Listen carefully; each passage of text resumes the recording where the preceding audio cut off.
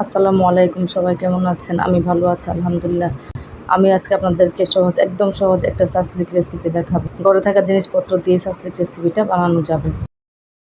প্রথমে আমি একটা ক্যাপসিকাম কেটে নিয়েছি সাসলিকের জন্য। এখন আমি সাসলিকের জন্য কিউব করে কেটে রাখা 250 গ্রাম মাংসে অ্যাড করে নিচ্ছি 1 চামচ লবণ, 1 চামচ গোলমরিচের গুঁড়া, 1 চামচ আদা, 1 চামচ রসুন, 1 চামচ মরিচের গুঁড়া, 1 চামচ সস, 1 চামচ ভিনেগার। ভিনেগার না থাকলে আপনারা লেবুর রস ইউজ করতে পারেন।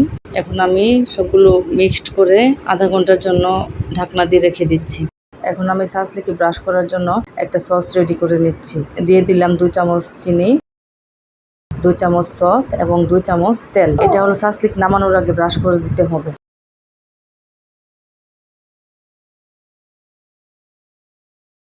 এখন আমি ক্যাপসিকাম এবং কিউব করা পেঁয়াজগুলোর মধ্যে একটু লবণ এবং একটু গোলমরিচ অ্যাড করে দিলাম। আধা ঘন্টা হয়ে গেছে। আধা ঘন্টা আগে আমি মাংসগুলো ঢাকনা দিয়ে রেখে দিয়েছিলাম। এখন ক্যাপসিকাম, পেঁয়াজ এবং মাংসগুলো অ্যাড করে নিলাম। এখন আমি এগুলা স্টিকে গেঁথে নিব। স্টিকগুলোও আমার ঘরেই ছিল, একটা বড় স্টিক ছিল, এটা কেটে আমি 3টা স্টিক বানিয়ে নিয়েছি। এগুলো আপনার যার যার ইচ্ছা মতো প্রথমে ক্যাপসিকাম, তারপর পেঁয়াজ, একটা করে মাংস ভাবে সাজিয়ে নিতে হবে।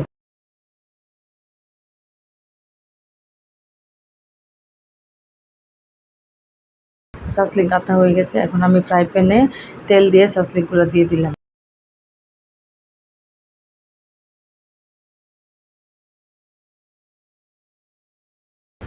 এখন আমি একটা ঢাকনা দিয়ে দিলাম। ঢাকনা দেওয়ার 10 থেকে 15 মিনিট পর আমার সাসলিকগুলো সিদ্ধ হয়ে গেছে। এখন আমি উল্টায় আর একটু ফ্রাই করে নিব।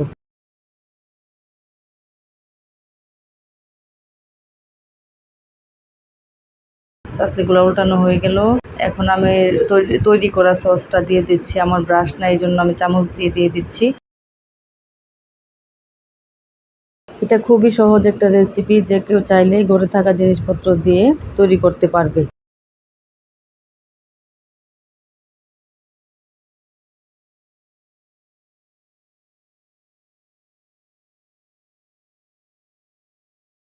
তৈরি করা সসটা নামানোর একটু আগে দিতে হবে। বেশি আগে দিলে সসটা পুড়ে যেতে পারে এবং সাসলিকের কালারটাও নষ্ট হয়ে যেতে পারে। আমার সাসলিকটা হয়ে গেছে প্রায়। এখন আবার উল্টায় দিব, উল্টায় আর একটু ফ্রাই করে নিব।